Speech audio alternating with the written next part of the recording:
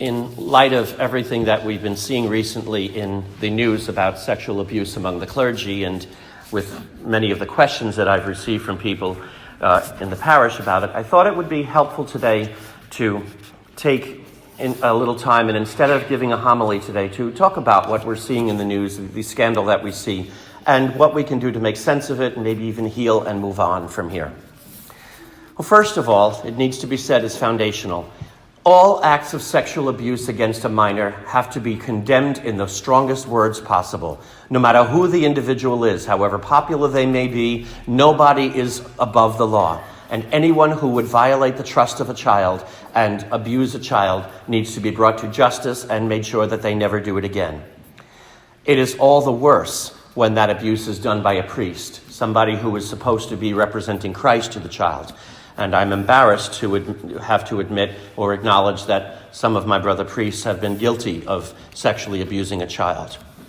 What causes someone to abuse a child? Well, I'm not qualified to answer that. You would need psychologists, I think, to look into it. And there's probably no one answer as to what would lead somebody to do such a thing to a child. It's probably easier to talk about what does not cause sexual abuse of a child, especially in light of things that we're reading in the media and the opinions of some people. What doesn't cause it, first of all, is celibacy.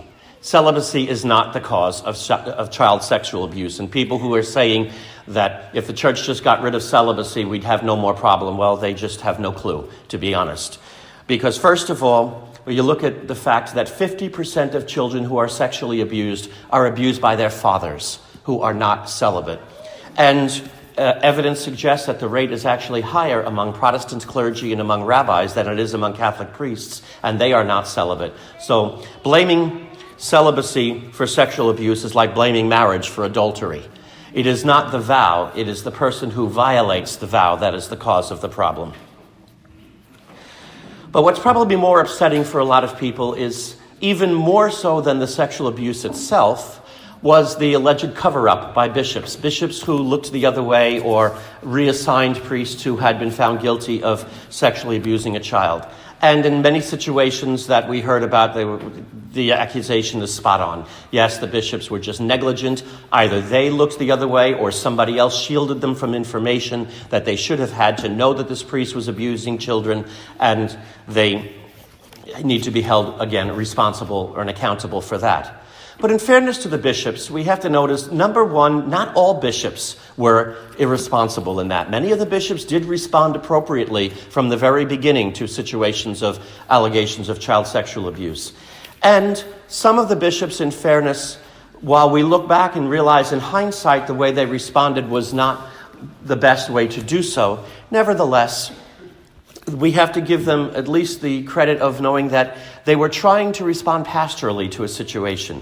I remember Cardinal O'Connor speaking about this to us when some of the priests here in New York had to be removed for sexual misconduct. And somebody had asked, why he didn't just throw them right out of the priesthood, and just forget about them. And he said, well, even a shattered priest, even a broken priest, even a priest who has committed such a horrible crime is still one of my priests, and I still have a responsibility to him, and I still must meet his pastoral needs.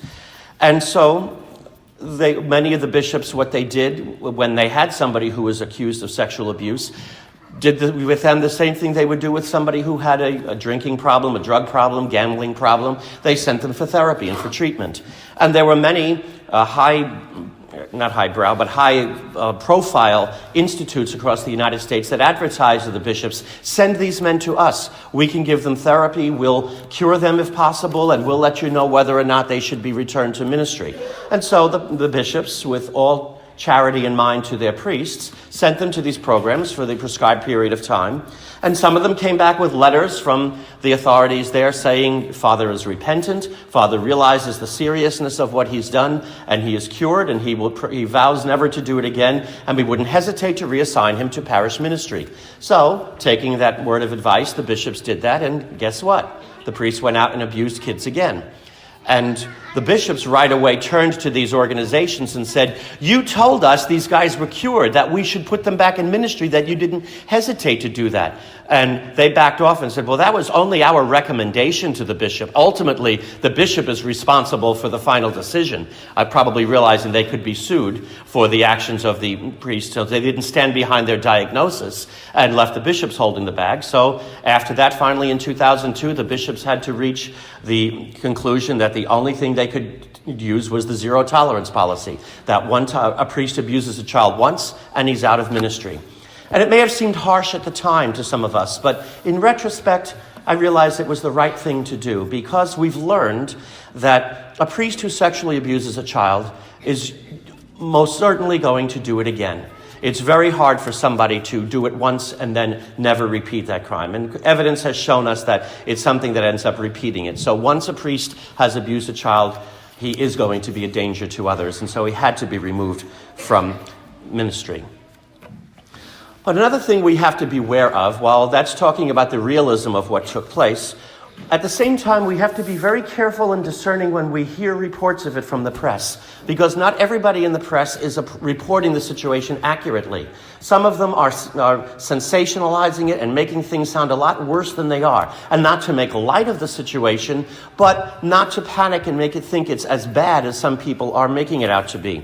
Some of them in the press who are misreporting it are doing so out of ignorance because they just don't know enough about it and they're just repeating what they hear other members of the press use. But others, you can't respond any other way by reading it and realizing that they have a deliberate bias against the church and they're deliberately making it sound as bad as they possibly can to make us look as worse as we can and to cut down our credibility in the world. So certain things to avoid that we hear commonly. Number one, hearing people talk about the pedophilia scandal in the church. Pedophilia is sexual misconduct by an adult on a prepubescent child. We're talking about a young child. That's not what happened in the overwhelming cases of sexual misconduct among the clergy. Only 5% of the cases of sexual abuse were of prepubescent children. 95% of them were of postpubescent minors, meaning teenagers. And of those 95%, 80% of them were male. So while it still is a problem, it's not a pedophilia problem. And the elephant in the room that many people in society don't want to talk about because it's not politically correct is that we're not dealing with a pedophilia problem, we're dealing with a homosexuality problem. That this is being done overwhelmingly by people with same-sex attraction. And now it's certainly true, as people have pointed out, and we have to make clear, yes, by no means are we saying that every man with a same-sex attraction is going to abuse a child. Of course, that's silly. Many people are able to handle it fine. But we do have to acknowledge, and we can't avoid the very glaring fact that 80% of these cases of abuse were homosexual abuse. Why are men with same-sex attraction finding it a lot more difficult to control their urges than men with heterosexual desire?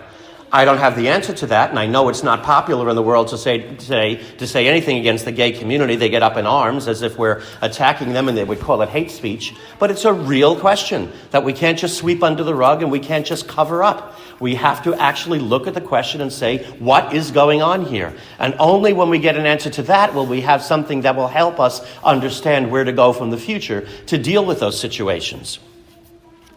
Another thing that sometimes people have said, and when you hear this being word, really gets me angry because there's nothing but a deliberate bias in the use of this word. When you hear people saying that the problem is endemic to the Catholic priesthood.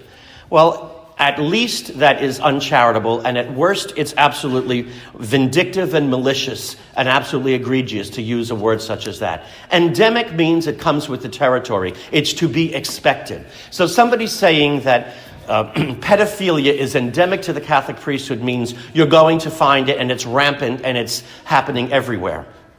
Well, first of all, the John Jay report in 2002, which exposed all of the knowledge that we have today about sexual abuse among the clergy, found that 2% of priests between the year 1950 and 2002 were found guilty of sexual abuse of a minor.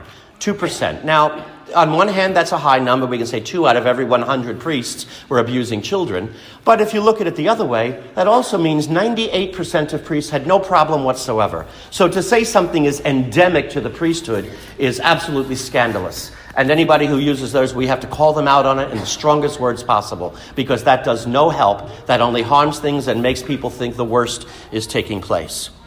We also see some people with a clear axe to grind, and when you look at their opinions and their agendas, you realize that they're really out for more than just protecting children. Well, that may be part of their agenda. There's more going on than that. And some of them you can't help but reach the conclusion that they have something other than that on their mind, particularly to bring down the church. Most specifically, politicians who are demanding that the statute of limitations be removed for all private schools, the majority of which, of course, are Catholic schools. Not for public schools, just for private schools. Now, if you really care about the well-being of children, shouldn't we want to say across the board for everyone, everywhere, private schools, public schools, sports programs, drama programs, scouting programs, anything, anyone who has any contact with children, let's examine all of them and look at the cases there and purge us everywhere in society of anyone who would harm a child. If we're truly caring about children, that should be our approach. But to say only for Catholic schools, well, there's only one thing you can come up with from that, and that is somebody trying to attack the church and bring us down. And that's not care for children. That's a political agenda. So how do we go from here? What are the proper and improper ways to respond to the situation? First of all, I think we have to, it's easier again to talk about what we should not do rather than what we need to do. We have to avoid the witch hunt mentality and seeing sexual abuse everywhere. The whole mentality of anybody who hugs a kid is a molester. Of course not. That's silly. We know that's wrong, and we can't give in to the paranoia of it. Paranoia leads to hysteria. And we saw an example of that recently. If you read the news stories about the priest in Indiana in a Byzantine Catholic church who was in the sacristy praying before Mass. And a deranged man came in, beat him silly, and said, "This is for all the little kids," and left him there. And of course, needless to say, the priest who was beaten up was never accused of any crime against children, and everybody says he was nothing but a pious and stellar priest who had never even a remote problem in that area. That's what happens when we give in to paranoia. We encourage people to do crazy things such as that. When we give into a witch hunt mentality, we start finding evidence that's not there. And we saw that with the Salem witch hunts. When we are looking for signs of sexual abuse, we'll end up finding them. We'll convince ourselves that they are there, even if we've made up the evidence ourselves. And we could accuse anybody, anytime, anywhere of sexual abuse if we want to. So we have to be very careful and make sure that we don't accuse people who are not guilty of anything wrong of doing something wrong. In addition, one of the issues I've had with some of my brother priests that I've heard them say, "Oh, with the climate out there today, I won't work with children, it's just too dangerous." Well, but then if we do that, who suffers? The children do. Because then the children do not have Christ being preached to them. They don't have anyone guiding them, and it makes it worse on them. We have to be prudent. We have to know the climate that we're in and what we can and cannot do today that maybe could have been done 50, 60 years ago. Yes, we have to be prudent. We have to be vigilant. But we also have to do the job that we were sent by the Lord to do. And we can't say, "I'm not going to do that portion of ministry just because it's too dangerous." We also have to avoid giving into overreacting, such as some churches that have replaced the confessional doors in their churches with glass doors so that everybody can see that Father is only hearing that person's confession and not doing anything to the person. And it may protect the priest, but what about the person who goes into confession and has something serious that leads them to tears? And that happens frequently enough. A man or a woman who come into confession and are crying. Do they have to have everybody in the church look at them and say, "Oh my, what did he or she do that they're crying? They must have had some serious sin." Do they not have the right to their privacy? Of course, we cannot violate the privacy of penitents just to protect the confessor. So we have to be very careful in what we do. We have to be prudent in what we do, but we also cannot give in to hysteria. We also have to protect the good name of priests and not just automatically allow any priest to be accused of and make them easy targets. And in fact, false accusation against priests is a very serious problem. The John Jay report in 2002, as I mentioned earlier, actually mentioned that 4% of priests between 1950 and 2002 had a credible sexual accusation brought against them, or accusation of sexual misconduct. But the report goes on to say that of those, roughly half of them were dismissed as frivolous or false. So even though there was enough evidence to bring it to a district attorney, when they looked at the evidence, they said, nothing wrong happened here. So half of those cases that were brought to district attorneys were proven to be false. And there are many other cases that don't even make it that far. So it is fair to say that the majority of accusations against priests are, in fact, frivolous or false accusations. Why do people make false accusations? Again, a variety of reasons. Some of it is psychological. At other times, it's because unscrupulous individuals who see the dollar signs of the large payouts that some people are getting who were legitimately abused by a priest, they start deciding, the church has deep pockets, and I'll just cash in on this. And without clear evidence to support it, well, these people could just go to town and we could make, a nice, easy duck shoot against priests. I mean, I could end up accusing the priest who was my pastor when I was a boy and saying, Father abused me when I was a kid. And first of all, Father is long dead, so he can't defend himself. And anybody who was around when I was a boy is not there anymore. And if you did find anybody, they'd say, gee, that was over 40 years ago. I can't remember everything that happened. So to protect priests from unjust accusation and false accusation, we need to have the statute of limitations. That's why it is so important, because without that, anybody could accuse anyone anytime, and we can't leave our priests as sitting ducks. And that's where one of the things I think the bishops should have pressed the district attorneys on when they agreed, rightfully so, to make sure that any priest who was accused of a sexual crime and they brought it to the district attorney, said, okay, we will cooperate completely with you in prosecuting any priest who in fact has harmed a child. However, at the same time, we want you to promise us that anyone who makes a false accusation about a priest, that you will prosecute to the fullest extent of the law to protect the good name of priests, which they didn't check, or they didn't press with the district attorneys, and so far that isn't the case. And even though the bishops tell us, they will do that, we have had cases here in New York where priests have been falsely accused and they've been exonerated and returned to ministry. But we've asked, why aren't we going after those men? Well, the church doesn't want the publicity of going after the false accusers. So they just let it die. So there's really nothing to hold people accountable. So through all of this, is there any good news that we can glean from this? And I think there is. One thing that people are missing from the Pennsylvania grand jury report that not many people are noting is that the overwhelming majority of the cases, practically all of the cases that were brought out in that report, were of abuse cases that happened back in the 1980s and 90s, long time ago, not recent cases. And most of them were done by priests who have long ago been removed from ministry because they had already been convicted of other accounts. So we're just finding out more of these priests' victims. Again, that doesn't make it easier to swallow, but it does give clear evidence that it's not a continuing problem. When people talk about this ongoing scandal in the clergy, well, it's just not true. In fact, as we mentioned, 2% of priests between 1950 and 2002 were guilty of sexual misconduct with a minor. In the last 2 years, that number has dropped to 0.005%. 0.005% of active priests in the United States have been found guilty of sexually abusing a child. So the number has dropped tremendously, but many people in the media are not reporting that. And why have we been able to do that? Well, a lot of things. First of all, the zero tolerance policy, that any priest who has abused a child is removed immediately. But also, we've made great strides in screening candidates for the priesthood to weed out anybody who might be a potential candidate for someone that would abuse a child. The bishops have taken accountability for themselves and have turned things over now to district attorneys and not hidden them and kept it internally. And we've done a lot for training people, anyone who works with young people. We have a full routine that we go through now to screen them for appropriateness of their behavior, to warn them and educate them on what they can and can't do. And we here in New York, we have to go, the priests here, once every 2 years next door to the seminary for a further session to remind us of proper behavior around young people and what to look for to see the legitimate signs of sex abuse taking place and what could lead to it so that we avoid it in the first place. So we've done a lot to clean up our act. And the bishops themselves, not only have we on the priest side taken care of that, but even the whole questions about cover-up among the bishops, where sometimes it did happen.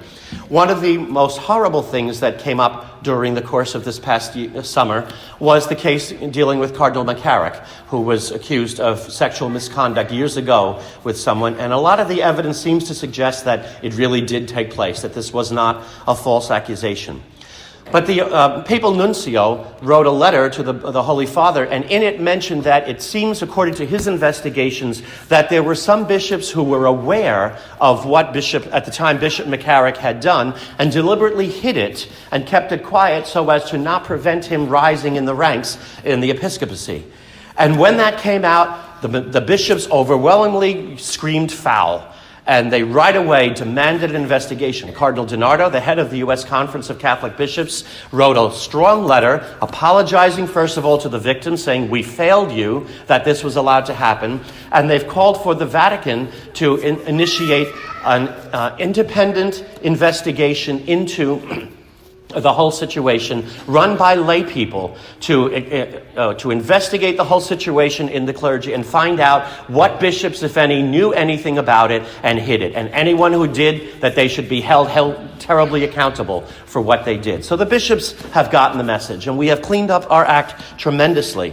But again, that doesn't always make the news. And actually, some sources have even cited the Catholic Church as an example of how to do the right thing, of someone that has handled it appropriately, that we have cleaned up things. And as things will start coming out in other areas, as they already have in Hollywood and the media and other places, that they're saying the way the Catholic Church handled the scandal is the way that others should follow in the future and do things the way we did. So that indeed, I think, is an area of hope for us for the future. Ultimately, while it is embarrassing for us to admit that this did take place, and we have to wear egg on our faces for a while, and we've lost a bit of credibility because of the stories, and we can't expect the news media not to cover them simply because we found them embarrassing. At the same point, we want there to be fair coverage by the media and not use it for their own agenda and manipulate things to make them worse, just to try to bring us down and make us look worse than things are. There will be cases in the future that will come out. I'm sure there will be other dioceses that will end up doing the same thing, purging themselves. And if we do, we'll end up going through all of the emotions again that we're going through now. What would I say then? Well, if other dioceses, they start doing the same thing and information comes out, look at the time frame of the abuse and see, are they recent things or are they old things that are just coming out now? And that doesn't make it easier to deal with again, but if they're old, at least we know, okay, well, there were still things from the past and we have at least learned since then. We always, of course, must pray for the victims and do everything we can to meet their needs. They should be compensated appropriately for the harm that was done to them, and we owe them the right to make sure that we do everything possible to make sure that such abuse does not happen in the future. Will we ever be able to create a situation where there's never going to be sexual abuse? Well, probably not, because as long as human beings have sin, there will always probably be somebody. But we certainly want to do everything we can to keep the numbers as minimal as possible, if not completely eliminated, to make sure that it is not something that we did not see signs and take action quickly, or that we let it go by and didn't do anything, or that anything is being covered up. So we pray for the victims, we apologize to them. All of the Holy Fathers, since the scandal broke, have done so. Pope John Paul II apologized, Pope Benedict apologized, so did Pope Francis. Cardinal Dolan and many of the other bishops have openly apologized to victims. Cardinal Dolan has been very upfront with the media and with prosecutors, handing over any information that we might have about an abusive priest for proper prosecution under the law. He has set up a program whereby people who have an accusation against a priest can do so easily, and they've been very open to all of that. So we're doing everything we can to try to make sure that nothing of the past errors are repeated.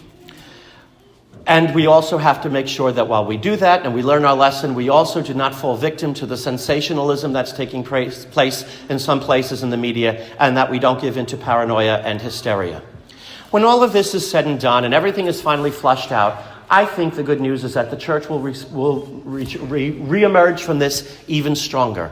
Why? Because we will have flushed everything out. We will have held nothing back. We will have apologized. We will have made amends wherever necessary. And good people will realize that we did that. And it will restore our credibility. And when they see that we're taking action in the future to make sure this doesn't happen again, they will respect us once again. And I don't think we have to worry. Like, there was an article in the Journal News this past week of some guy who wrote a book saying that we're watching the crumbling of the Catholic Church in the United States. That's not happening, and it will never happen. Jesus promised Peter that the jaws of death, the power of hell, will never prevail against the church. So the church will not fall apart because of this. It is a scandal that we have to deal with now, but the church has survived many great scandals in the course of history. We've survived them all because the Lord promised he will always be there for us. Christ is the head of the church is his body, and as long as Christ reigns triumphant, the church will ultimately arise from everything, and the church will triumph ultimately because Christ has won the triumph. So we pray for the victims, we pray for the church, and we make sure that we stay clear of any hysteria and paranoia, and we demand that the press treat everything properly and fairly as they cover the stories. I thank you for your time today. May Jesus Christ be praised, now and forever.